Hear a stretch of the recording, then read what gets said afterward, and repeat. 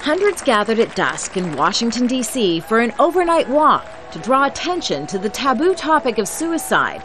It's a subject that's personal for Thomas Sweet. He is a veteran, having served 2 terms as a Marine in Iraq and 1. The annual walk has taken on new prominence because of an epidemic of suicides among U.S. soldiers, a reality Sweet has witnessed on 3 different combat tours in Iraq and Afghanistan. Each of my deployments, I've actually sent somebody home, at least one person home who's committed suicide overseas. And my second deployment, it was a young 19-year-old Marine.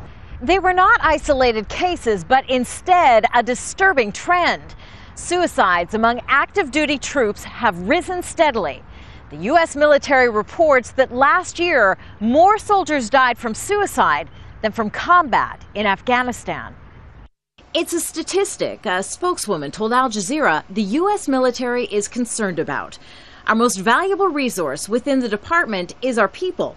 We are committed to taking care of our people, and that includes doing everything possible to prevent suicides in the military. But millions invested in U.S. government programs designed to prevent military suicides have so far had little impact. Even more baffling, not all of the self-inflicted deaths involve soldiers who had experienced the stress of combat. Probably around 50% of military suicides have never deployed. So it means that there's something else going on too.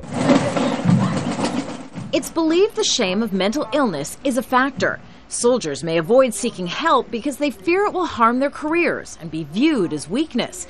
It's a stigma that advocates like Sweet understand. He watched a fellow soldier make it through combat in Iraq, only to take his own life because of private struggles when he returned to the U.S. He lost his life through a tough battle, and it's something that I felt that we need to do something to try to change, because I don't want to lose any more brothers in arms to this issue. He hopes his stand will lift the stigma of suicide out of the shadows and into the spotlight.